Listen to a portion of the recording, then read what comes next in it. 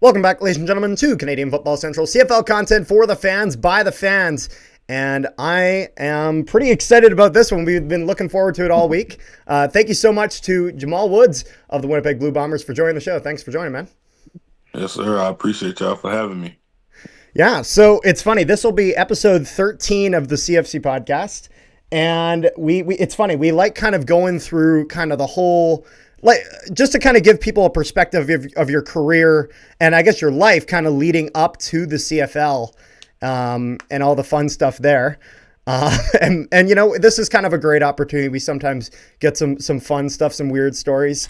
We had Aiden Eberhardt on last week, who was telling us all about peanut butter and jelly wings. Not gonna lie, sounds kind of disgusting, but he said they're great, and to give them a try. So we'll see what weird shit we can fish out of you. I will say he did say it was a 65-35 split between peanut butter. I don't know if that helps. And then we got Jamal. I don't know if you've been in Toronto during CNE weekend, but we got talking on all the weird things at the CNE weekend. Oh, yeah. Yeah, like avocado ice cream or whatever the hell that was. Very strange stuff. But we're gonna start off with something a bit more normal. So, what was it like growing up in Hueytown, Alabama, and what was your experience playing sports growing up? I'd say this is up till around the end of high school. Okay, growing up in Hueytown, I have a big family. You know, it's 5 siblings and my mom and dad. So it's 7 of us in the house in Hueytown, and a small city, pretty small city, but a lot of athletes out there. Been playing ball in Hueytown since I was around 8 years old. So I've been playing since 8, and had a chance to play with a lot of my friends and a lot of these things, and I was able to go to high school and become one of those guys, those guys who's able to make it to the next opportunity, which is the collegiate level. But, I was dominating in high school. I feel like nobody can stop me. I remember some crazy stories when I was little playing for Hueytown football. I remember training with one of my brothers who used to have me hitting trees, like actually trees, trees. I'm talking about like when you say hit, are you talking like hit or do you mean like hit? Hit. Oh my goodness! Like tackle trees. I was about to say the tree don't go nowhere.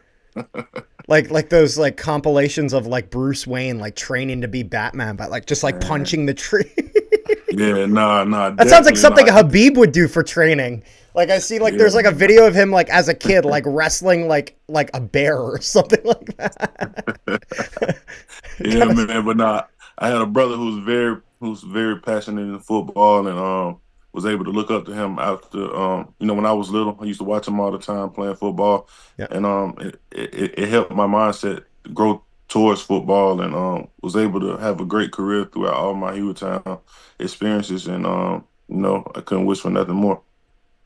There you go. Yeah, no. So, and one of the things that we actually, while we were looking into this, was that you had a little bit of a wrestling background in high school. So how was it wrestling in high school and what weight class did you wrestle? Yeah, man, I'm in my first year wrestling, my freshman year. I was chilling after the football season and I had one of our substitute teachers who used to always substitute at Hueytown. He ended up becoming a wrestling teacher for Hueytown, or a wrestling coach. And he reached out to me and asked, was I like willing to do wrestling? At first, I was like, nah, man. He's like, I only hit trees. Yeah, I only hit trees and people. Like, man, I don't know, man. Y'all out there with the singlets, the tights on. I don't think I feel it. But I actually went out there and tried it for my first time, my 9th grade. And I did pretty good. I made it all the way to state my first year, and that was something that kept me motivated to go do that again. And I was able to wrestle for like 2 more years after that. I think 1 year lost in the semifinals. It was some very great moments doing wrestling. I was able to stay in shape for the next football season while doing wrestling. Was able to cut weight a lot. Started off wrestling around at the 195 weight class, moved up to the 225. Then next thing I know, I'm 225, 230 wrestling heavyweight. Yeah. But I was real strong though, so I was able to to defend for myself and be able to win a lot of my matches. I was the top guy in the state. One of There, those. there you go. And so, Yeah. what was it? I guess like if because obviously from what you're telling me, it sounds like wrestling was very important to you for your time in high school. So, what was it necessarily? Maybe the decision that kind of led you to pursuing football as opposed to maybe pursuing more down wrestling. I would say the opportunities presented itself faster for football. I see. Was able to get a lot of college offers. And once I got my first offer from football, it definitely put my mind that I was going to be a football player. And once I Yeah. got that first one, it was just more that was coming. And I was like, yeah, I guess this is the route that I'm taking. So, I thank God for that, and was able to do that, and still, still playing to this day. There you I go. was gonna say, Carter, if someone's going into wrestling, I've seen people going into like their like mid 30s, early 40s before they even make it professionally. Like Yeah, your Yeah. your best bet is to make money in football than it is wrestling. Well, definitely. that's true. The other thing that's also interesting is in the sense of when it comes to wrestling, there's kind of almost two different routes even within that, where there's wrestling kind of at like the sport, Hmm. which in like amateur wrestling and all that in high school, and then you can go to the Olympics and some of the stuff like that. But then even some of them through that will kind of end up going more towards like the MMA. professional wrestling, like the WWE and stuff like that. Yeah. And I say this as someone who has watched that my entire life. Hmm. But it's definitely a different thing. There's definitely skills from like proper organized, sport wrestling that you can transfer into that. But there's a lot of things that make it different. There's a lot of, I guess, the showmanship and the theatrics of it All right. that is Right. very, very unique to that Right. specifically. Yeah, yeah. And I can also say it helped me. It helped me with football, wrestling. Oh, Learning different 100%. Yeah. learning different leverages, being out there on one, you're dead tired out there. Like you gotta find a fight inside of you to keep that drive Yeah. going. And I think that really helped me with football too. Yeah. So yeah, no, that's big. Low man always wins. That was kind of one of the things that my coach had always drilled into me Yeah. when playing football. And it's funny because we have our next question here, and I guess you pretty much already answered it. Although I'll ask it just in case there's maybe something Okay. else that you have here. This is actually a fan submitted question from on Instagram from Andrew Gilly 22. If not football, what other pro sport would you be most interested in playing? If not football, what other pro sport? So actually, when I was in high school, I did wrestling, and I was gonna take the MMA route. I was gonna try to Oh, be a fighter, you know. But then, like I said, football opened up more opportunities for me, those opportunities and it was present like itself. Yeah. I was already learning this wrestling. I was like, well, I can learn more combat and then put two of those together, then take that route to go to be an MMA fighter. If I wanted to do another professional sport. That's fair. And Yeah, so that was kind of your time at kind of growing up a bit and going through high school. So you had then went to college at Illinois University. And so how was your right. time there? Uh, University of Illinois. Great moments, great memories. You know, got recruited. Flipped my decision on signing day to go to Illinois. Oh, wow. Uh, Went there.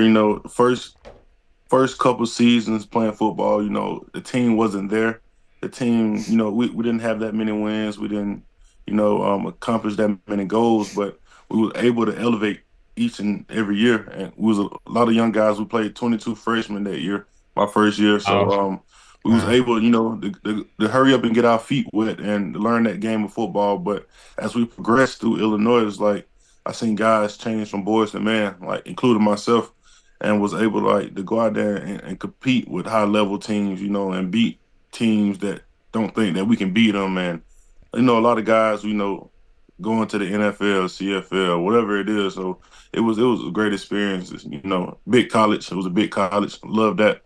And loved everything around it. The whole community. everything. Yeah. I mean, that is a little bit crazy. 22 freshmen. And did you say like freshmen starting, like as I guess starters that year going Yeah. in? So we had Wow. yeah, like we had 22. We only had 3 guys red shirt that year. Um, but Yeah. other than that, yeah, we were all playing. We were a very young team. Carter, just take that in. Just think of a CFL team of 45 players that just come. Half of them just come up from Just the all states, and rookie half of them are drafted, contracts.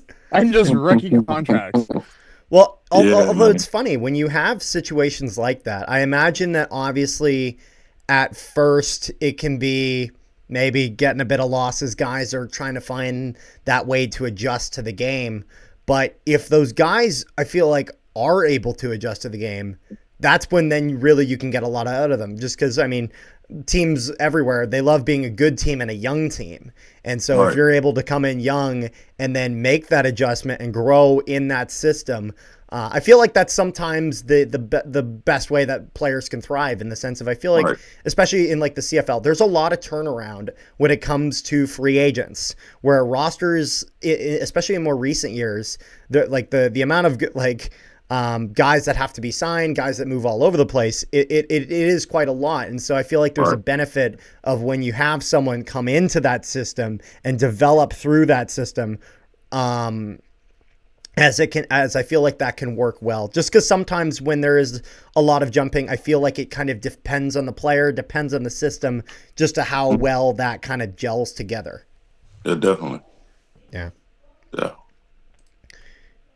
Okay, so here's the next question: best college memory, one football and one non-football related. Hmm. My best college memory football related. I would have to say when we in 20, I want to say 2019 maybe. Just before We COVID? yeah, right before COVID. So that was my first time I ever went to. So that was our first time we ever went to a bowl that year. Oh, nice. So that year we had 2 wins that was very huge for us. We beat the number 5 team in the nation, which was Wisconsin at that time, and then we went to Michigan State and beat them. Wow. We was down like 20. I want to say it was 23 or 25 or something like that. Oh, wow. Like going into like the third, fourth quarter, and we were able to, you know, pull a couple tricks out of our sleeves and come back and win that game, and was able to go to the bowl game after that. So that was a great experience for me because I never, you know, the years before that we never won anything for real like that. So Mhm. and was able to go to a bowl game to get that experience, and it just made the team even better for the next upcoming years. Well, I mean, Nice. that kind of reminds me of the CFL season. Like, Carter even knows this. No lead in the CFL is a good lead. Like, Yeah, Yeah. not game doesn't stop until that clock reaches zero. And even, oh, Yeah. even then sometimes, yeah. you weren't, And Jamal, you and weren't on the team. Carter, do you remember that Grey Cup where you guys, where we were winning? And I think it was to like the last, what was it, 20 seconds or something? What was it, 21 or was it 19? Where you guys came I can't like, even remember. I remember one of them. I want to say it was yeah, it was you guys against 2021, us. where it was overtime, and Zach Collaros throws a pass, and it's literally bouncing off multiple different guys. Or no, Mhm.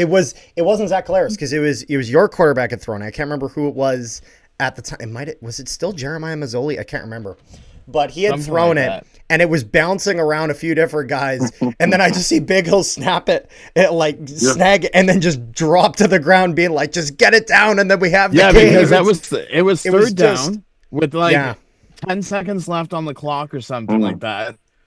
Now the interesting thing is that that can happen in the CFL in an individual game, but even that can happen at the start of the season. As even Right. like even just thinking about the Bombers, for example, I know that there was some concern Hmm. with the start of the season, when Right. with kind of the bit of the streak that they went on, but then the streak they went on afterwards, and the streak that you are a part of, was it Right. was it was astonishing. Honestly, it was one of those things where, like, I was like, I know this team has it, but like I'm like kind Hmm. of concerned, Yeah. and guys blew straight through seemingly almost basically everyone. Right. I was able to drive to Labor Day, see the game in Regina, and come home happy, which is nice. Thank you for that. And then all the way back to the Grey Cup again. Even despite the result, just to be able to get back to that, it shows that no lead is safe in the CFL, whether that's part of the game, whether that's in the standings. I mean, Saskatchewan had a great start, and then they kind of went on a little bit of a nosedive for a bit. Yep. And so it's crazy how much stuff like that can fluctuate. You can say that about when the BC Lions started the beginning of the season, and then as soon as they benched Adams, it's just like, yep. Well, he had gotten injured first, but no. But like, you would think that they'd start him when he comes back, and then when I fly out to Winnipeg Thanksgiving weekend, we go to see those 2 games. You guys against Toronto, and then Saskatchewan against BC, and then BC just like nosedives. Yeah, it was. It's been kind of a wild season in that regard. So the next question is: so I did, as you can tell with some of these questions, I did some digging. So 23, you spent with the Indianapolis Colts and the Miami Dolphins practice roster. What was it like to be in the NFL and also to bring the knowledge you gained in the NFL and bring it to the CFL? Like what, like to pass that knowledge from down south up to like the young players up here? Yeah, man. I would say it was a dream come true. Everybody has that dream when you little, you want to be something in life. And that was like my dream, just to be a professional football player. And, when I was little, didn't really know too much about the CFL, but as I grew, I started to learn more. And, but everybody, their goal was to go to the NFL, and was able to go in there and have the Colts on my jersey and have the Dolphins on the jersey. It was like a dream come true. I still got those jerseys framed right now just for the memories and nice. and to know that like I really did this and I really had like that mindset and I really went through it and it happened for me. It's not over. Like I'm still doing professional football right now. I'm in the CFL and I was able to bring a mentality with me to the CFL, like don't let nobody tear you down. Like, yeah, you can do whatever you want, and that's how I was in the NFL. It's like a lot of guys. What I want to say is, it's a different mindset when you become a professional football player. Everybody, this is what pays your bills, So yep. It's like everybody got that hard working mindset. Everybody want to go get it, so. It's like you got to put in 110% and put in everything that you have to be able to go get that goal that you're chasing for. And I was able to bring that from the NFL to the CFL. I came up here, really didn't know too much about the game, but was able to come up here and learn. And, and I think I had a fairly well season, for a first-year guy in the CFL. So I feel like I just had a hard-working mentality, and that's been with me, though, since I was little. So. That's good. So I brought that with me, yeah. And that's good because I feel like at the end of the day, one of the most important things to focus on, not even just as a professional athlete, but I'd say this is probably good advice in almost any context, is to try to focus on what you can control, and something like your effort, what you're putting in is something that you can control, and then either those and then at that point those opportunities will present themselves, whether they're exactly what you're looking for, maybe they're not exactly what you're looking for, but if you're putting the effort in, at that point that's kind of when it's then out of your hands. So as long as you're kind of holding up your end of that, I feel like that's kind of the best way, and that's a good mindset to have. Now, one thing I was curious is you were kind of mentioning how you had most likely you had known about the NFL and watched a lot of that growing up. At what point did you what was your first, I guess, exposure to the CFL? Not necessarily in the like playing for the CFL, but when was like the first time you had heard about it? How did that kind of come about? Because we've had a few different answers on here. I believe it was Micah Awe we had on from Calgary, and he was talking about the first time he had ever heard of the CFL was when he was already on an NFL practice roster, and he injured Carson Wentz in the preseason, and his agent got a call from Saskatchewan and BC, and his response is, what do those words mean? And so that was kind of how he had learned about this. So I'm just kind of curious how you would become aware of the CFL. Yeah, I would say many years ago, coming out of Hewitttown, we had a guy actually in the CFL named Dion Lacey. Yeah, so he played at Hewitttown, and I was aware of that. I had a couple trainers and stuff telling me about the CFL, but like I said, when we was little, our mindset was just NFL, NFL. So we Of wasn't course. really focused on the CFL. But yeah, I would say probably about like 10 years ago is when I really got that understanding. Like, oh, the CFL is really a league up there. So I would Yeah. say roughly Okay. around about 10 years when I first got my first acknowledgement of the CFL because we had a player named Dion Lacey who played up there. Okay. Interesting. Hmm. And so for the NFL, you took part in NFL Pro Day for the draft. Right. What advice would you give someone going into the NFL or even the CFL draft to compare themselves for the different activities they have to do, as well for the combine? I would say lock in and relax. Like when you locked in, like just don't no outside stuff. All of that can wait because it's about your career now. And when I mean relax, like when that day come, like don't tense up, don't be worried. Like just go out there, give it your all, and no, that's what I did. I had a excellent trainer, by the name Coach Tank, who was a coach at University of Illinois. Shout out to Tank. He taught us that we was locked in for the training, and he taught us how to be relaxed, how not to be so tense when we doing all these different tests and stuff in front of all these coaches and scouts, and just do everything the best of your ability, and those things will work out. If it's meant for you, it's meant for you. If it's not, there's still opportunities elsewhere. So just got to keep going. Just keep going and be relaxed when you're doing it. See what I like about about the NCAA down in the States is it doesn't even matter if you're like a Division 1 player Hmm. or even the Division 2 players, like CFL, like even if you don't get drafted, but you play like Division 1 or Division 2, if the CFL scouts notice you, they will Hmm. sign you. You don't even have to play for like a top school. Yeah, Yeah, definitely. Definitely, and I agree with that. I like how they do that because you got some guys who just didn't have that opportunity coming out of high school absolutely. to go to a bigger school, but they're still like a hell of a player. It's just just by the opportunity and perfect timing, I guess you would say. Because I know a lot of guys who's not D1 but I feel like they should be D1, but it's just the timing and the place and just different things like that matter. Yeah.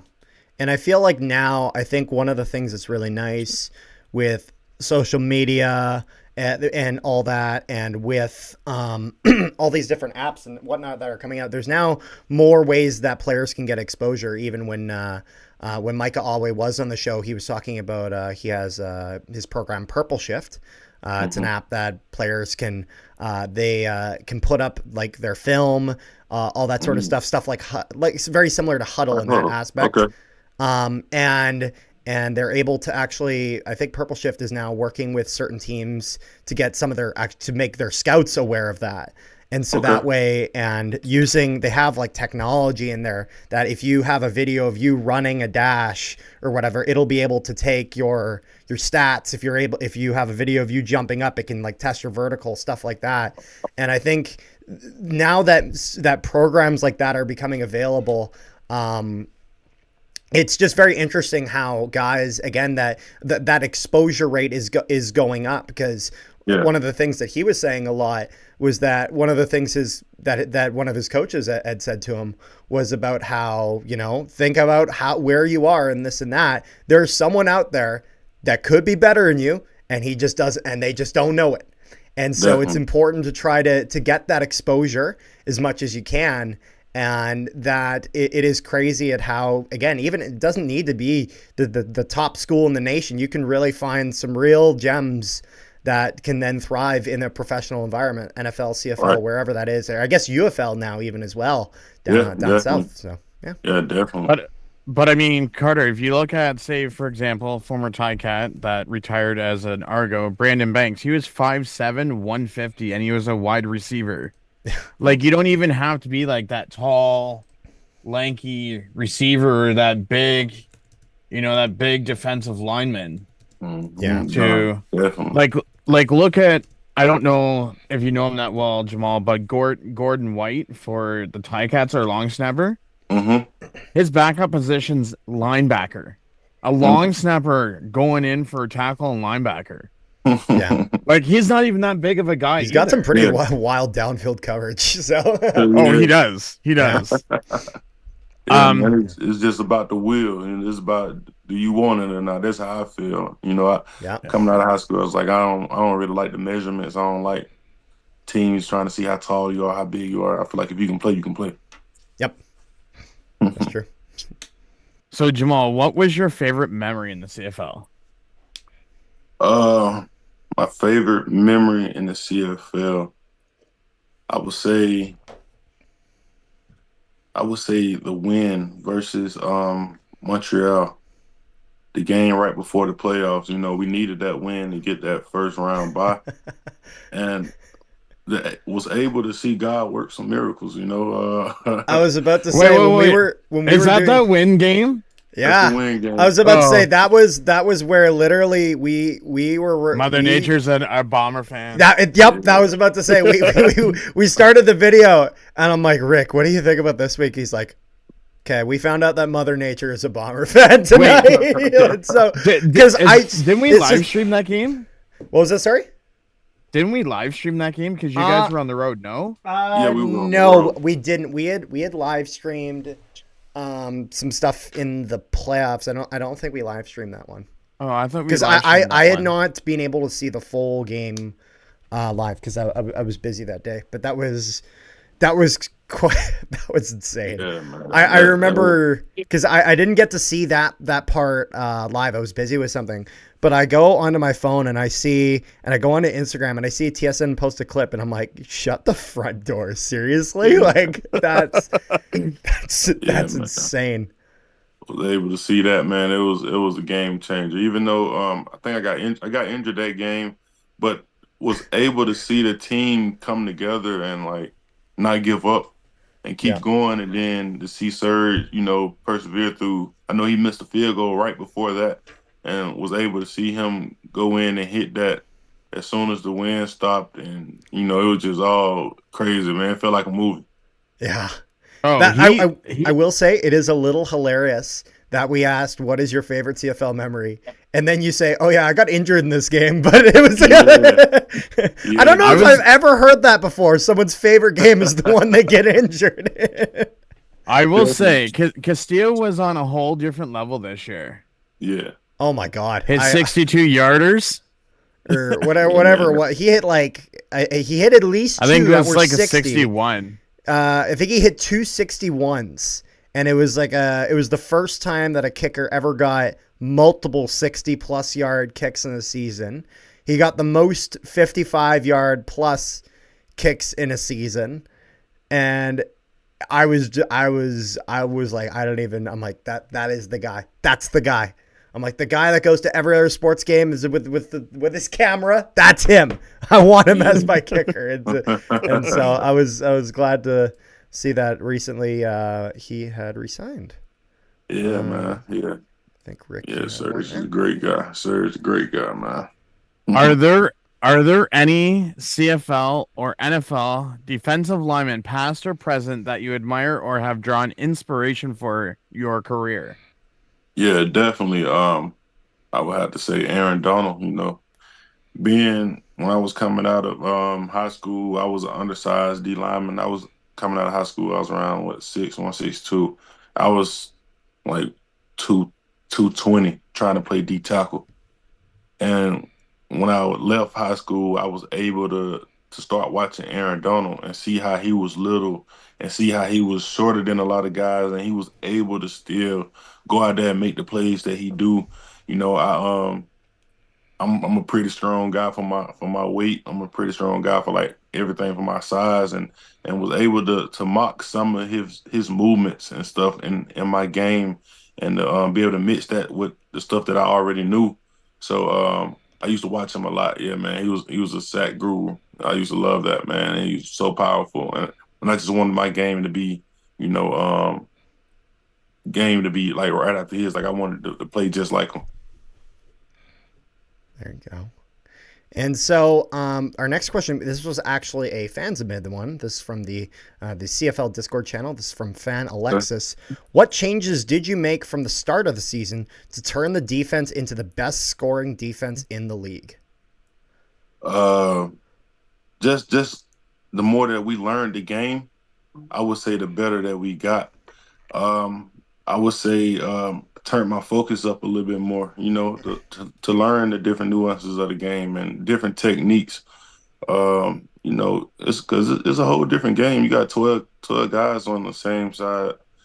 The field's bigger. You got to play a yard off the ball. All that stuff matter, and I had to lock into that and learn like, yeah, this is not American football. This is Canadian football, and I got to play how they supposed to play up here. And once I really locked into that, I was able to help the defense out, by making more plays and just being there for the team whenever, whatever I needed to do. I see.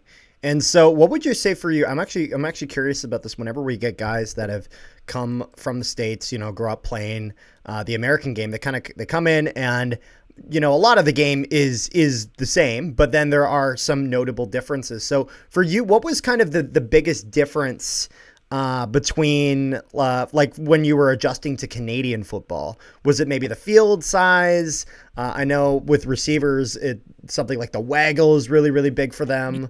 What maybe it's the three downs. What for you for impact on you has been what's been the biggest impact for you? Yeah, man, I would say, can you hear me? I can hear you. Your video did cut out, Video. but I can. Yeah, somebody keep calling me. Wrong Oh, time. Okay, yeah, okay, here you go. Yeah, yeah, like you said, the field is so much bigger. And I remember one day, the first practice we had, they said third down, punt. I said, punt? It's third down. We got another down to play. They said, yeah, it's only three downs, and if you don't get the first down, then it's over. So that was a big adjustment too, going from four downs to three downs. And so like did I you said, find that out once you got here? yes, Oh, I found wow. that out once I got here. Once I got to Winnipeg, like I learned a lot of new stuff. Like, There you go. when I was coming to the CFL, I was like, okay, well, yeah, this may be like regular football. Then I had to start watching little YouTube videos and started seeing, like you said, the receiver waggles. Oh my God, that's crazy. I hate to be a DB or linebacker watching all that come at me and don't know which way they're going. So I'm glad I played D line. So I was Well, able to. I will say this. Luckily, you were smart enough to watch videos beforehand. Oh, I know what he's talking about. There was a player, Carter. Do you remember Oh, who it that was on I can't. Edmonton? I'm First of all, I can't Okay. remember who that was. Second of all, This I'm player not doing that to was him. But he had last year. I want to. He was. It was a player on Edmonton. Had it was kick forgotten. return or punt return. It was. I believe. I can't remember. It was a returner, and they didn't realize that by taking a knee, they're giving up a point. And this was a point in the game where they absolutely could not give up a point. And it was just hilarious because he comes to the sidelines and Chris Jones is there and you could see like you didn't know?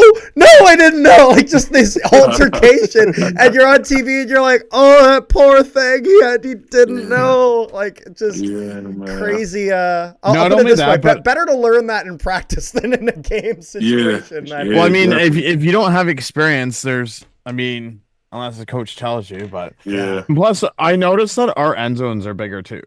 Yep, 20-yard end Definitely, zones as opposed definitely to 10. 20-yard end zones. Yep. Yeah, you can still do fade With balls the in the end posts at the zone. front. Yeah, definitely. Yeah, that threw me off too. How But is that for goal line when the ball's on the one and you got essentially the post right behind you? Because I mean you're playing D line, so you got it right there. So yeah, man, you better dig those feet, dig them feet into the ground, and there you just get go. ready to and drive. You know what play's coming. You know, Maybe a it, little push off the post. yeah. Push I off mean, the I post, mean, give you a boost. I mean, it's not even just that. You have the rouge to win the game. You don't even have to kick through the upright. You can just kick it out of the back of the end Just zone. got to kick it through, yeah. Which I will say has But become a heated discussion online. hold on. First off, it was the Antwi swivel kick, which is the dumbest thing I've ever seen in my life. Kick it 5 yards, pick it up, and run with it. Like, what is this, rugby? Just And now it's the rouge. yeah. Yeah, Nope, man. you don't even have to kick it. Just get the punter to punt it out of the end zone. You win the game. It's a crazy rule, but hey, it's the Every CFL. year there's something different.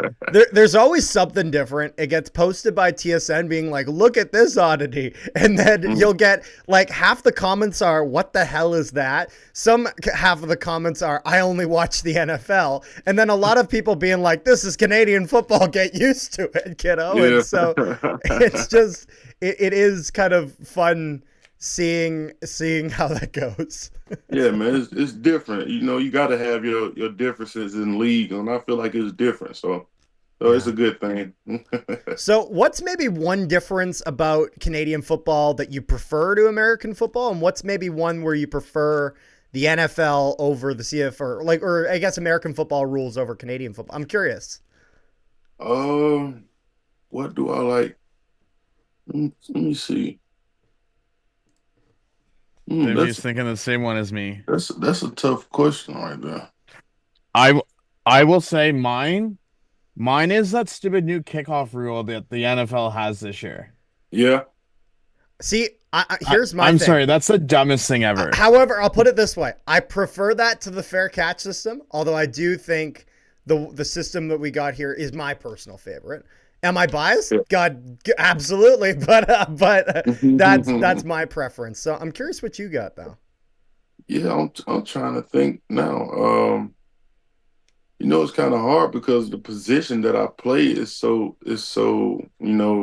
similar. Yeah. I would say the 1 yard off is a big difference. When I was in the States, I feel like we were able to get in contact with we were able to get engaged with the O lineman quicker because we wasn't so far off. So like sometimes you get those O linemen who line up deeper than what they should be, and I already have to be a yard off the ball. So it's like it take a little longer to get into contact with the O lineman.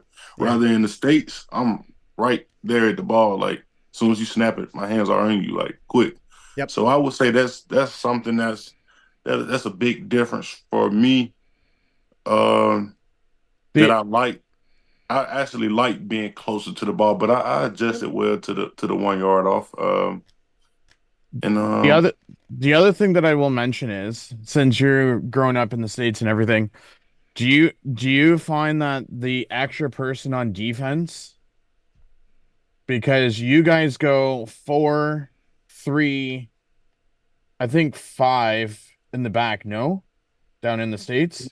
Because you guys have the 2 cornerbacks. Also depends on the system. No, 4, 3. I think it's yeah. Hold on, what is it? Because we have the 2 corners, the 2 halfbacks, and the safety, and in the States you guys have the 2 safeties, or do you guys have one less? I think we do 4-3-4. They'd be okay, 4-3-4, yeah. So because 4-3-5, 11. Yeah, so we have 11. one more up here than you guys have in the States. Mm-hmm. Yeah, definitely, and that's a crazy look for the quarterback. You know, you see so many DBs and linebackers out there running around. It take you a little longer to read your progressions and stuff like that. So that's definitely a huge difference up here. Yeah. It's interesting. That's another thing that I've noticed, because if you're a DB, you can play Sam linebacker up here, both corners, both halfbacks, and free safety. Yeah, you can move all over, and this because everybody's basically doing the same job on the back end. If you think when I first followed CFL, I thought Sam linebacker was just another linebacker. I didn't realize that it's a DB that's playing that position. Yeah, it really varies a lot on your system. Yep. Yeah. Mm-hmm. I see. Oh, So the other one that I thought he was going to mention was the ratio. Oh, the Canadian to In American ratio. American ratio. Yeah, that one kind of works for a lot of guys' favor, and sometimes it don't. Yeah. That's definitely a different thing too, because you definitely got to have a certain amount of Canadians on the field. So you think that you might be up one week, but next thing you know is, you can't be up because we got to have this Canadian, and you got to do Yeah. this. And I mean, it's definitely, I Yeah. feel it. It's the Canadian Football League, so Yep. you got to have your Canadians out there. Yeah. So I mean, I feel Although like it's a good thing. I feel like that's more of less of an impact on the game and more of a marketing thing, I'd say probably. And Yeah, just in terms of the way that the CFL decides to market themselves in a league. And like you said, right. obviously that's going to work for the favor of some guys and it, Yeah, the Canadians. And yeah, it is a little bit of an extra obstacle from anyone outside, Canada, most notably the United right, States. So that's right. just kind of how that is. And it's funny. I don't know. I don't think they would ever get rid of that. I do Yeah, think that I wouldn't be exactly shocked if they ever altered what the ratio was right. to change that. I know there's been a lot of discussions about that in prior years, but it's always impossible to know exactly what they're going to do. Yeah. So at the end of the day, but kind of like we were talking about before, you just again that's something out of your control. So you just Yeah, gotta control what you can control. exactly. And so one thing I was a little bit interested in, and it's been interesting with you playing in Winnipeg here, is that one of the factors that can be really interesting is the weather conditions, and it can have a Mhm. significant impact on the game. What is the most challenging weather you have ever had to play in, and how did you adapt? And what is your favorite weather to play in? Um, I would say just in the CFL, right, or in general. We're gonna say in general. This is excluding this. This is like all bets is on the table if you've played it. Yeah, yeah, man. I played in a couple of snow games, like heavy snow games.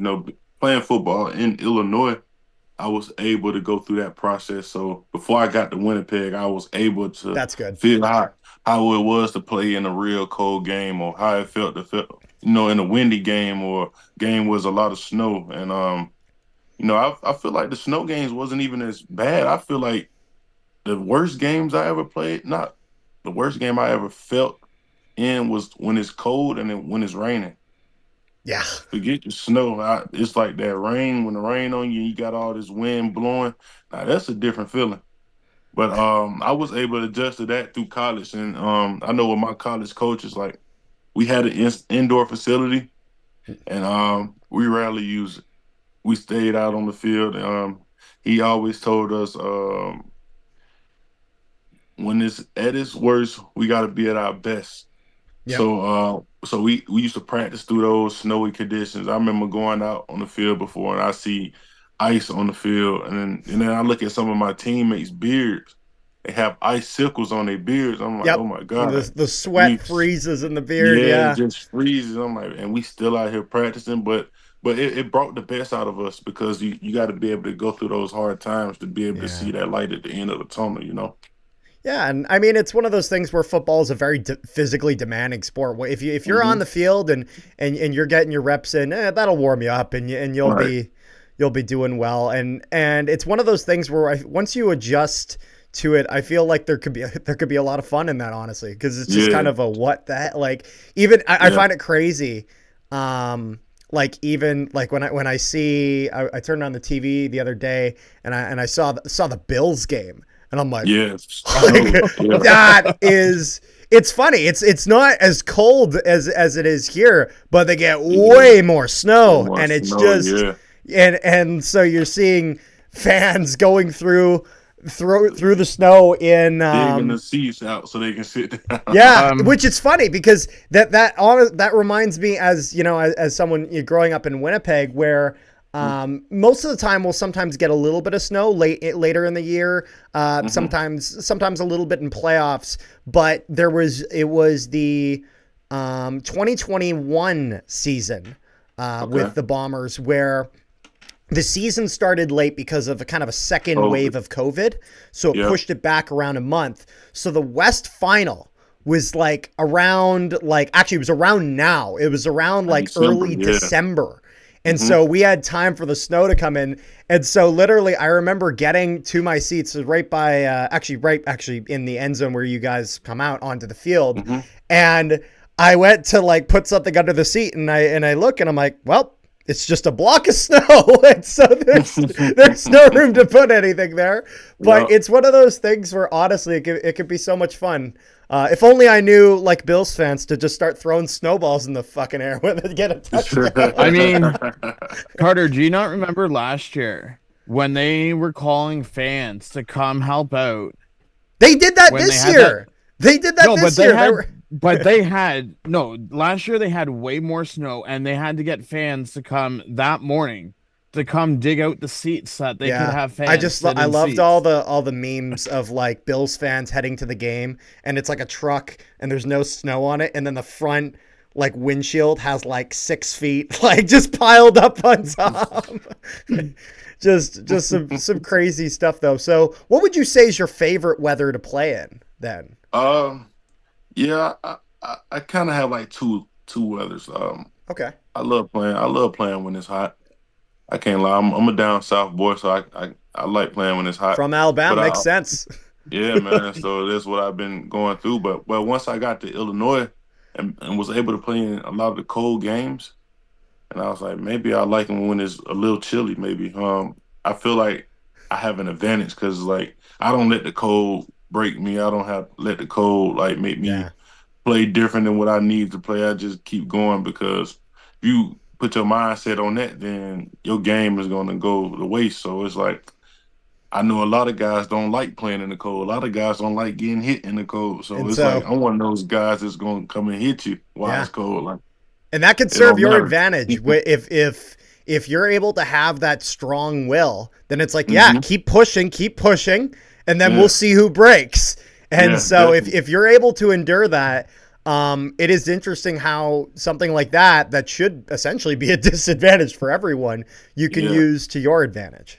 Yeah, definitely. I would say, I'll say my number one is probably when it's hot, but right after that, it's like, I like it when it's cold too. It's like, it's up in the air. Yeah. You hate good weather.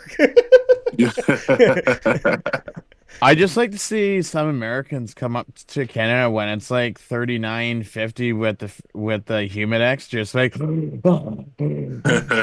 let's heat up here. Yeah, man. No, it's definitely it's weird because like yesterday it was like 6 to 7 degrees here in Hamilton, and then like overnight we got snow, and then it's like tomorrow it's just kidding me like. I was about to say, I feel like, Jamal, with you having spent some time in Winnipeg, you might have realized we have the most bipolar city ever when it comes to weather, where it can be like plus 10 in the day and minus 10 in the night. And it makes the roads horrible. The constant freezing and thawing is just abysmal on the road. Yeah, definitely. But I feel like definitely has bipolar weather. Yeah, it's I will never say, make up its mind. I will say for my short weekend trip out to Winnipeg, Thanksgiving weekend, when me and Carter went to some sporting events. Yeah. Your guys's one thing that I did learn, Hamilton, we have either a Tim Hortons at every corner, or we have a weed store at every corner. You guys have a 7-Eleven at every corner. Absolutely. We have a lot of weed stores. There are a lot of weed stores. There are a lot of Timmy's, but nothing will beat the 7-Eleven in Winnipeg. Yeah. And I can tell you that because right now I have a Slurpee right next to me. It's funny because I can vouch for this. A couple of my buddies came along on the trip, and he was driving around Winnipeg showing us around, and it's just like one stop. Oh, there's a 7-Eleven. Oh, there's another 7-Eleven within like one block.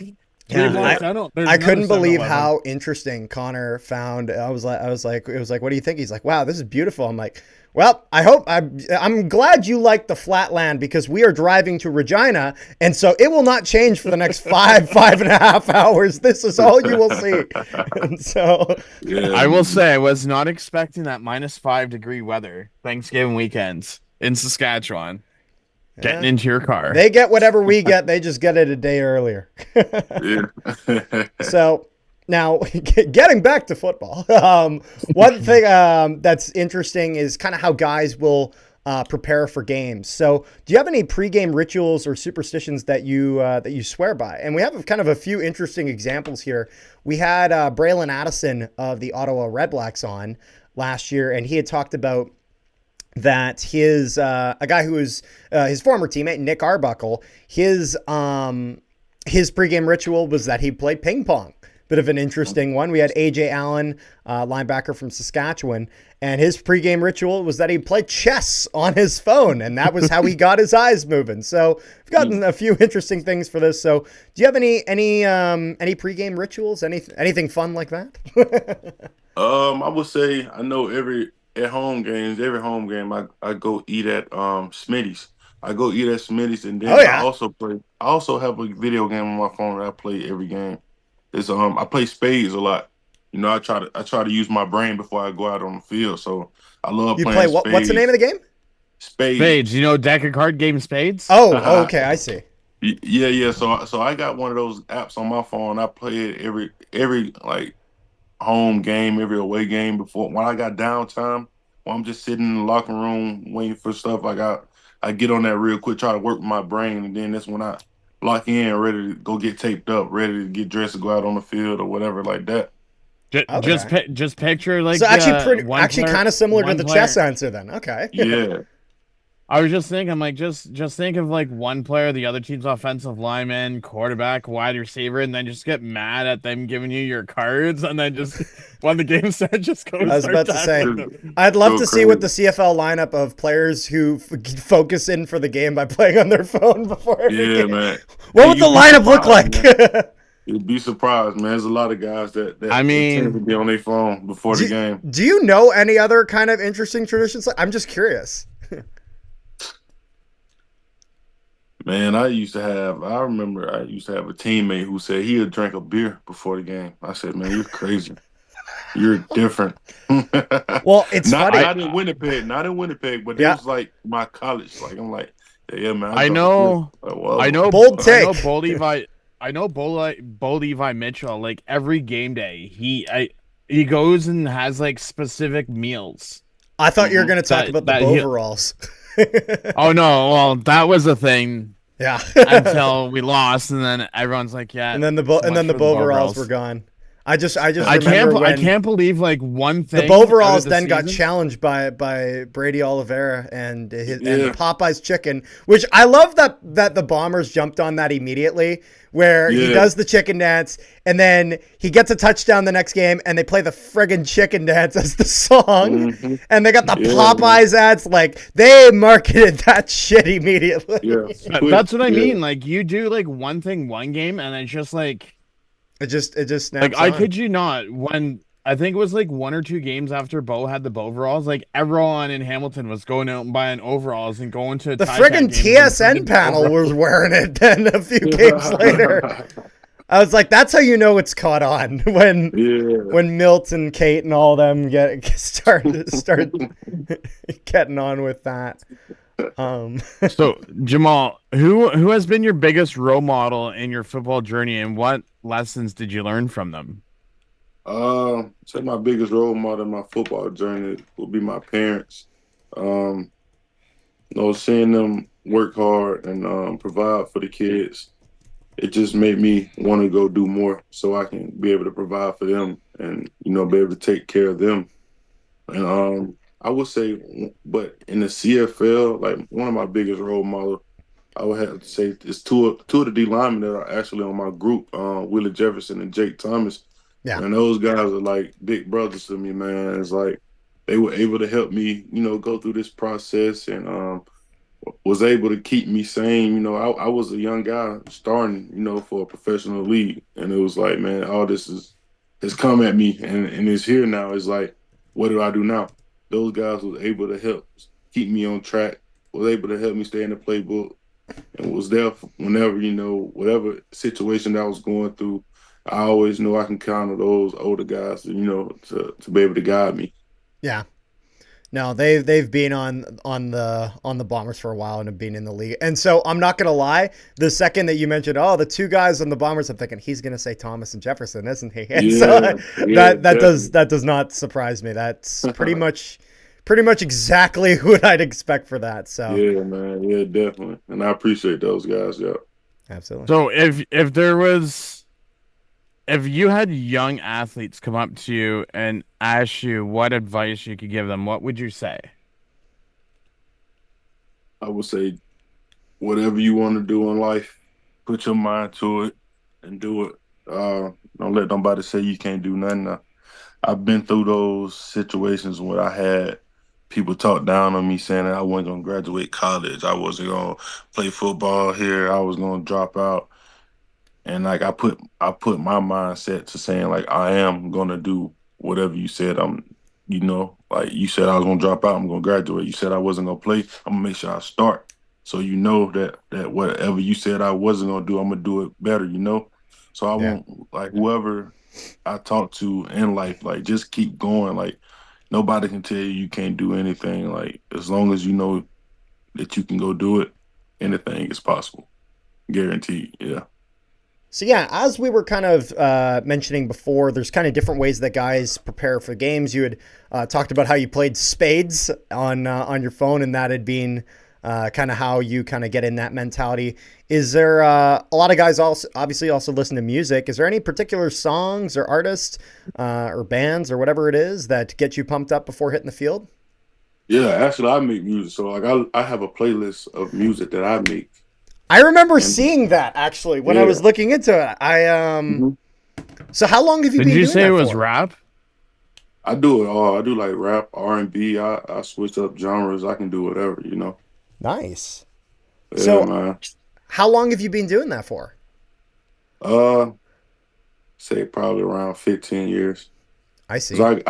so my brother also was a rapper too. Like, remember I used to watch him going to buy a mic, laptop, and just to make songs on his own. And I remember I used to sneak around and get on his laptop and make my own songs. And I remember one day he actually heard one of them, like, "Oh, you must have been looking up to me." He was like, "Yeah, you actually can make music too." And I was like, "Oh, yeah." And then I see. after I learned that I can do that, I went on and started making music. I started dropping tapes, different Nice. songs like that, getting different opinions from people, and then it turns out that I can be a good artist, you know, and Yeah. that's what I started becoming too. About to There say, you go, gotta get you Carter. and Wolatarski together doing a gig or Yeah, something. man. Yeah. We talked about it. Yeah, we got Oh, something in actually? the making. Yeah. Me, you, Drew, and Brandon Alexander. You know, Oh because yeah. he make music too. Oh, So there you go. yeah, man. Yeah, I talked to those guys about coming up with a project soon. All bomber lineup. There you go. Yeah. There you go, Carter. He's perfect. He was gonna go do wrestling. He can do his own Yeah, music exactly. There we and go. Vince music. There you go. No, I remember doing some music production stuff in high school, so it's a lot of Yeah, fun. So what program do you use for your music? Like I when know. I usually go to like different producers and stuff like that, but I do have my own laptop and I do have like my own studio equipment so I can I record see. different songs so I can have that sound. So when I do go So that way you record, can like I bring it to a know producer. I want something like this, but more like polished. this, but better. Yeah. Yeah. But I usually use like FL Studios, Logic. Yep. I was Logic. using those. Logic's very Yep. good. Yeah. And it's also Yep. it's It's very simple. user friendly. I've used kind of some Yeah. other stuff. I've tried Pro hmm Tools, but like if you open up Pro It's Tools, tough. it's like, oh my god, it is a Yeah. headache. Like Yeah, it's man. fantastic if you know it. It is hmm difficult to learn though. Yeah, definitely. That stuff you got to sit down and Yeah. spend hours and hours on learning how to Yeah. really use Well, that program. I remember even just when I was in high school and we were learning a bit of Pro Tools, they would give us a hmm commercial, but they took all the music, all the sounds out, and they just give you a microphone. They'd be like, recreate this commercial. And so you'd have to do like the footsteps. It was like like a Foley artist. You'd be like hitting the Yeah. mic on the table for like the footsteps and stuff like, hmm and you just have to think of whatever the hell you wanted to do to figure it out. And it's That's a lot of tough. fun once you get into that. But I think Yeah. it's also probably really nice if you're making music where you're like, it's great if you don't have to know that stuff and you can Have go to to know it. someone Yeah. who's an expert in that. Yeah. Like, you're definitely right about that. It's funny. I hadn't written that down, but I remember seeing that when I was looking through your social media. Yeah. Yeah, because you're like, oh, he did rap or something like I that. was like, oh, this is great, Rick. This is good Yeah. stuff. Yeah, man, definitely. Oh, trust me, when You got to rap to Carter the guy. tells You got to me rap to the offensive lineman, confuse him before the play. Yeah. Like, what is this guy doing out here? Then just fire up on the ball on him. when Carter tells me, he's like, oh, Rick, well, a player got back to, we're gonna do this interview. It's like, okay, we try to find out as much stuff from like behind the scenes. Like, Yeah. I guess like I'm not sure if it was like Wikipedia or on like the Bombers website. That's how I found out you did wrestling, and then he found out that you're a rapper. It's like, hmm oh, the things that we could find out. Oh yeah, he's Yeah, all over man. the place. This is It's on the great. internet. No, that's good. Um, I mean, Yeah. it's everyone's got their hobbies outside, just what they do professionally, and so it's always definitely. interesting learning about that. And again, that's kind of why when we do kind of these interviews, we structure them like this, by kind of going through the person's life in the sense of that Right. you'll kind of have like professional media interviews. How was the game and. Oh, we did well. We have to make sure that we're putting pressure on the Right. quarterback. Same shit every single interview. You watch the NFL on Or- the NHL on TV. Oh, we got to get Mm-hmm. pucks deep. We got to give 110%. We have to really commit out there. And put, it's got it. So Definitely. that's Or- kind of why we or- try to, I guess, kind of break the mold in that instance.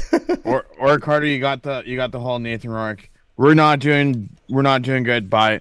That was that was a controversy. There was a lot of people talking about the money spent on media bonuses after that.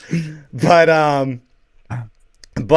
it's funny. We've gotten this next one here. We've gotten some very interesting answers. I don't know if we'll get one today, just because you've been in the league for a year, but maybe we'll revisit this with some time and we'll get something different. What is the weirdest thing? And this could be college, CFL, whatever, that you have ever been asked to sign. Now, while you're thinking about it, Yeah, we've gotten some disturbing answers for this. Michael Alway came on and said that they've signed a car engine. Car engine, yep.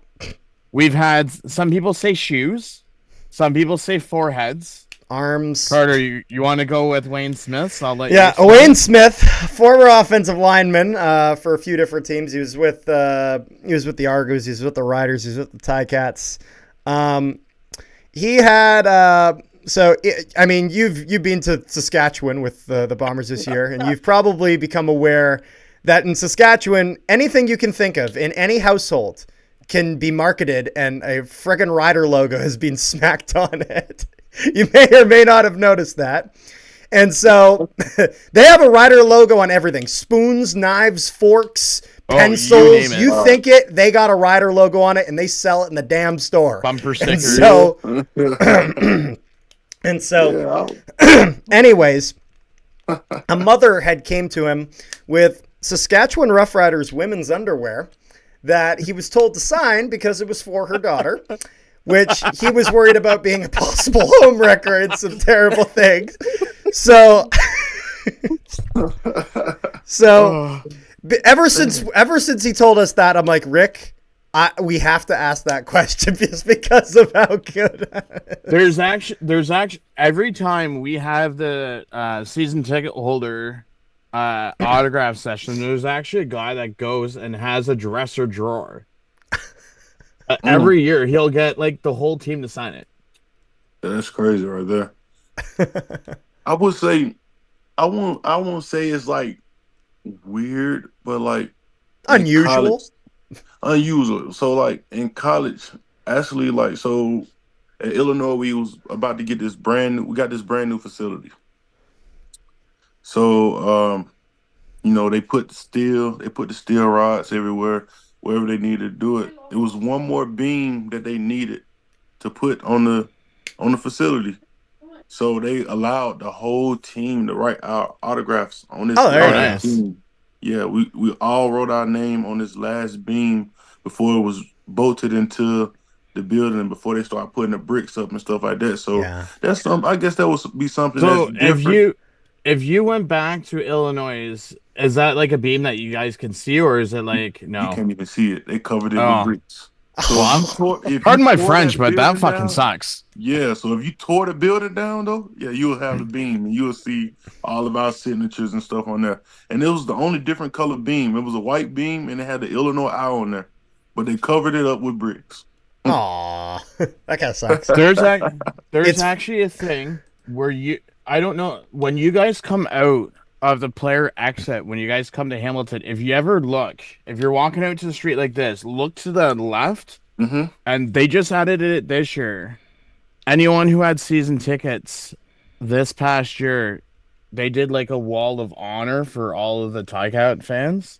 They have one of those in Winnipeg too, right outside the team store. They have all the season ticket members by year, and they keep adding onto them. Oh yeah, it's just like I guess it's their way of thanking fans, but it's just like, geez, how many people? Yeah, that's a lot. Big list. But no, it's funny. It kind of reminds me of we had. I remember a few years ago in the NHL, there's a situation.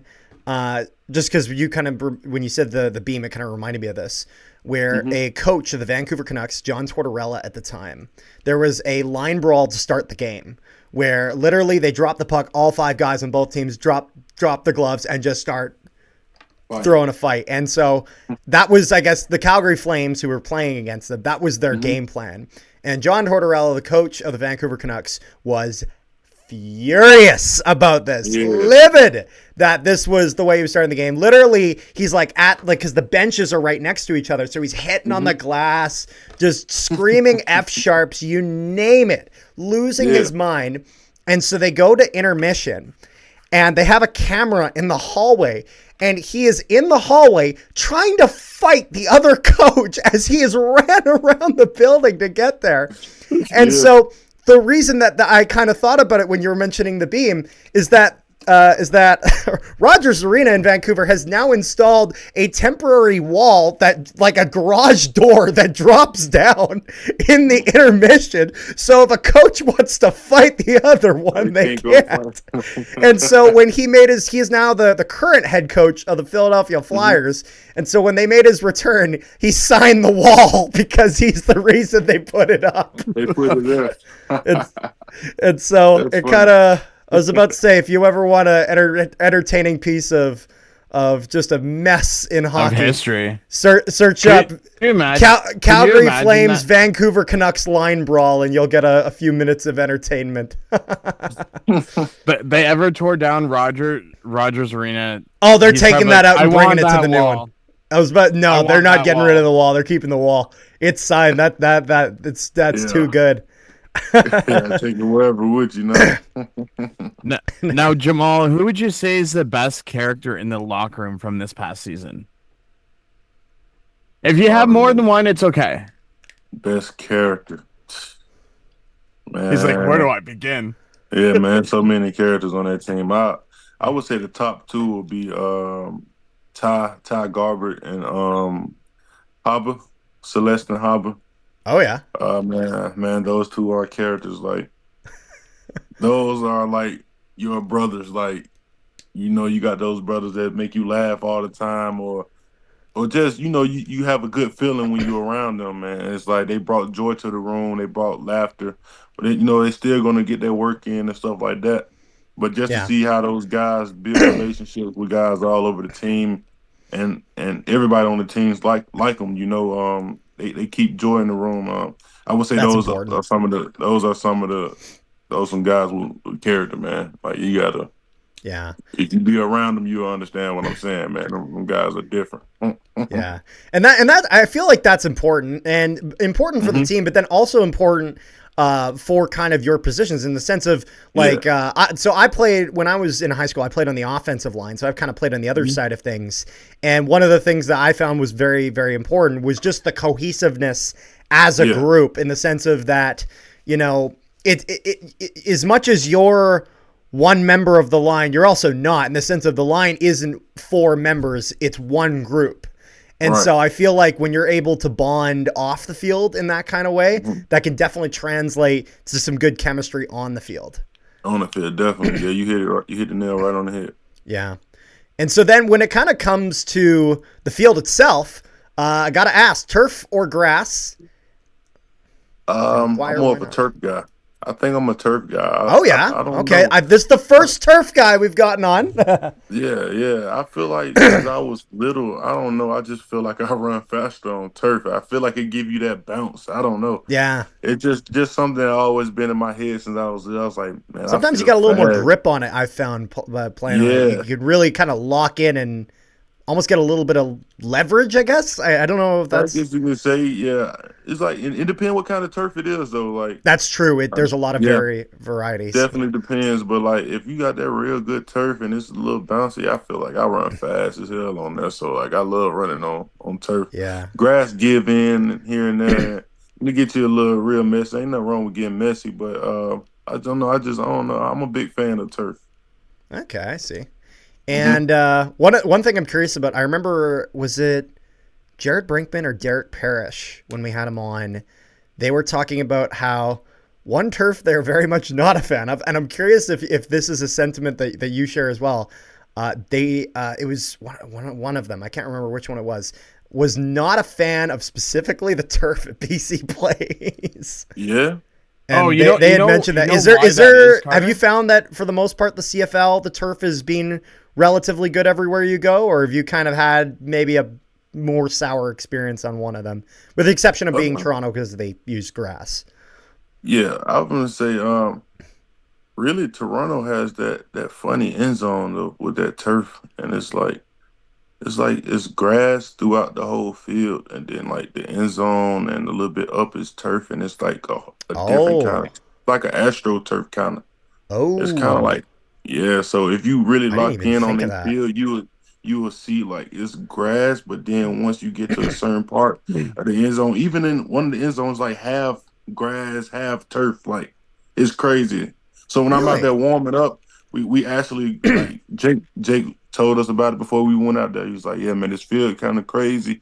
So if they get down there and goal line, you really gonna have to dig your cleats into the kind of turf that they have in the end zone. And when he said that, I was like, "Yeah, you're right, bro. It's definitely different."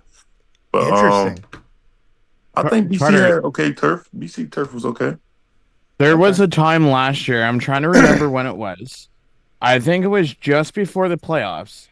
TFC had just played a game at Oh, yeah. BMO Field, and not even 2 days later, the Argos are playing a game. So like they couldn't even let the field breathe and then Mm, prep the field. Yeah. And next you Because know they the want the Argo grass game, at they're different just lengths for soccer and football. yeah. So, mm, Next you know after the Argo game, like that field just like torn up and patches missing, and yeah, that's grass for you. that's why. And it's funny because both teams are owned by the same yeah. ownership, Hmm. but one group of fans hates the other group of fans, and it's just like It's they can't this get along. civil Yeah, They war. just because one group of fans are blaming the other fans for their team tearing up the stadium, uh, the grass because it's not turf. Yeah. hmm. Yeah. That's crazy.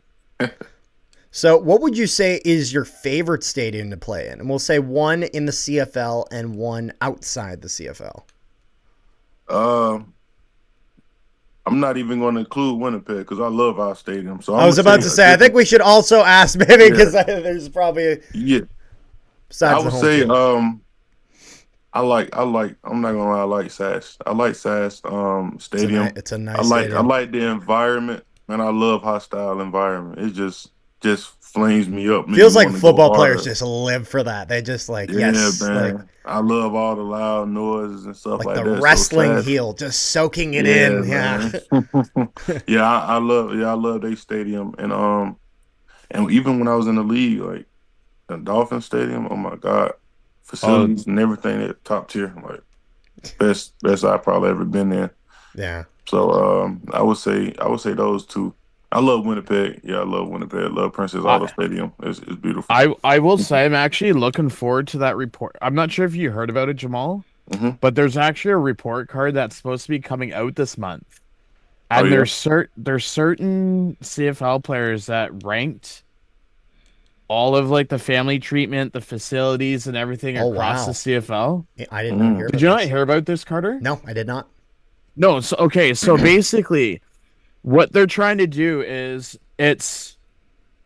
um they have a thing down in the States where it's like training facilities, weight room, the way that the team treats your family when they come up, meals, and then it's going to be ranked from, I don't know if it's A to D or whatever it is. And then it's going to be made public, and every player is going to be given a copy so that when free agent comes, you know what that team's like. Damn. And it's just like 450 random CFL players from all teams. Oh wow. So you don't know who said what about what team. It was just like Anonymous. Anonymous. And it's just like, I'm just curious to see, because I'm sure, Jamal, you played in Calgary, right? Yep. I heard that place is something else. I've heard mixed opinions about Calgary. Yeah, I feel it's pretty cool. It's pretty cool. I wouldn't say it's like, you know, stadiums like the Ours or Sash or anything like that. You know, I feel every stadium has their own characteristic and has Got their their own own charm. like, you know, yeah, their own charm. So I feel like they have their own different kind of vibe to that stadium. That's fair. Yeah. Yeah. So Okay, so I have a question for you. I'm gonna put you on the spot. hmm So, as of today, it's official. You guys have lost Ted Gavea hmm as an assistant GM. Right. What would you because obviously there's some things that you can say about him and some things that you can't. But as a Ticat fan, we know, like he's from Burlington and all of his stuff here, but what would you say, like as a bomber? Like what good things would you say? For Uh, us Ticat fans to know more about him. I would just say, really, our whole, not just him, but even the whole like general managers, like staff, you know, with him. I feel like we had some good guys, you know, that they care about the team and care about the community, and he was just a big part of it. You know, those they were able to what I want to say.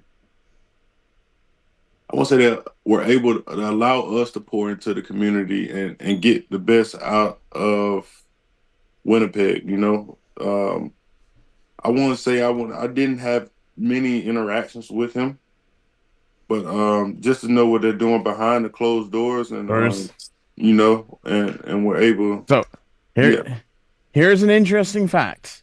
hmm Since this is your first year in the CFL, did you know that the other assistant GM, Danny Mack, was the last quarterback in Hamilton to win us a Grey Cup in '99? 99. He was oh the wow, starting quarterback for us in Hamilton since that. So we haven't won a Grey Cup since '99. hmm And he was the starting quarterback for us back in '99 when we won our Grey Cup. oh wow, you learn There you go. stuff every day. Well, well, I he didn't was know that. he was able to translate a bit of that into Winnipeg, eh? But Yeah, I Yeah, didn't because know that. you guys went 29 years. well, but not anymore. No, we'll win it before year 29. Don't you worry. Fair enough. So, is there anything else you got here, Rick? Or Is there, Jamal? Was there anything that you really wanted to promote or anything yeah, like that? if there's anything you got to promote, anything like that, any shout outs, any of that? Oh, I was gonna ask. Oh. Is any of your music on like Spotify or anything like Ooh, that? that's a good question. Yeah, if you so my nickname is Bobo. It's a family name that just stood Oh, with I was me. gonna say that's what he's on. That's what he's on. Yeah, Seabass Bobo. yeah. So Okay.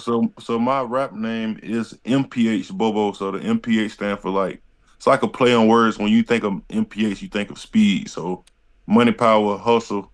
But it's like we're trying to get it fast. You know what I'm saying? So it's like Okay. this MPH Bobo. It's on all platforms, Apple Oh, yeah. Music, you know, iTunes, Spotify, There you go, YouTube, Carter. You all can that. put that in the description. Will do. Yeah, Yeah. man. And how did you get the nickname? Like, how did that Bobo? Like, where did that come from? No idea. No idea. I, Like, I, it doesn't like I guess stand for something, or I guess they gave it to me when I was little. Because they was like, "Hey, you look like a Bobo, so we gonna call you Bobo," and it just stuck with me. Like it fit me. Don't I look like a Bobo? there. Fair You enough. feel me? Fair enough. There you go. Yeah. Yeah, man. If it works, So it it just stuck works. with me. Interesting. Yep, definitely. All right. Well, I think that went really well. Rick, is there anything else you got? Not team wise, but Well, if you got something. there is news that your teammate Tyrell Ford is working out for the Saints. Mm.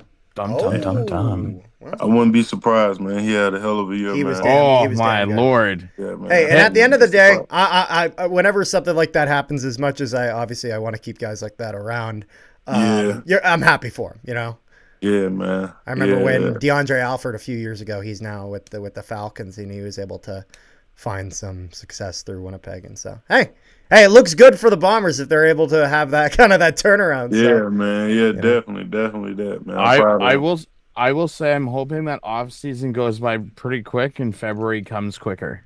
Mm. Because you're Because excited for that. so Jamal, I don't know if you know, but because you only came into the league this year, the last time that there was this many free agents was Mm-hmm. COVID year.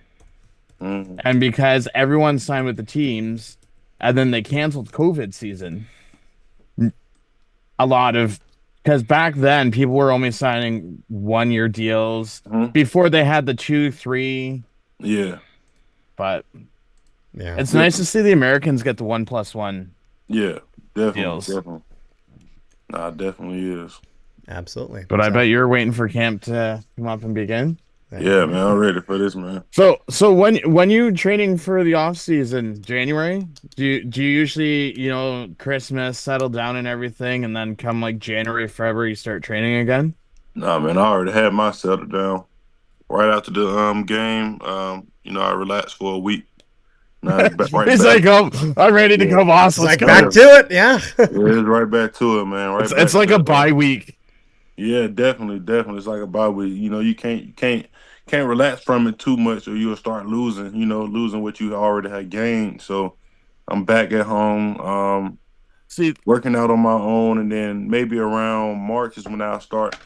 Not March, maybe around like February. I'll start working with different trainers and stuff like that. But right now, I'm just doing like my own workouts and making sure I'm staying up to par. see, that's what I kind of like. Like, I'm not saying free agent's a bad thing, but that's what I like is because like you'll have like your Willie Jeffersons Hmm.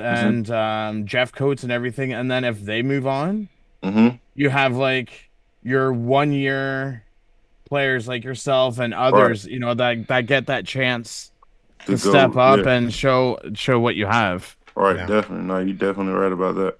Yep. And then you just have like amazing numbers out of nowhere. Six Yeah. sacks, so many defensive tackles, No. interceptions. Yep. There you go. It's funny because me and Carter, we went to um Thanksgiving weekend when I flew out. We went to go see you guys play Toronto the Friday. Hmm. We actually went to Saskatchewan. We drove Carter drove to Yeah. Saskatchewan the following night to go watch BC. And we had just interviewed AJ Allen when last year, Carter? It was no, it was this year. This It was year. maybe 2 months prior to that. And do we not just walk into the stadium? We stop. This guy intercepted We literally a we pick walk six. into the stadium, we go to get food, and then we're walking back to our seats, and the play had started, and he gets his first career pick six, and he's running Crazy. it back, and I was like, holy shit. It's crazy. So had a bit of fun time for him. Dream come true on pick sixes. Absolutely. Well, I think that's pretty much I think all we that's have. it. Again, thank you so much for joining us. Appreciate Perfect. you giving your time, and it was Appreciate nice y'all. having you on. A lot of fun stuff that we learned. Definitely. Don't forget to go check Everyone's out on their phone before the game. Bobo. Yeah, hey, MPH Bobo. Yeah, and I appreciate MPH y'all Bobo. for having me up here. Spotify, Apple Music, check it out, people.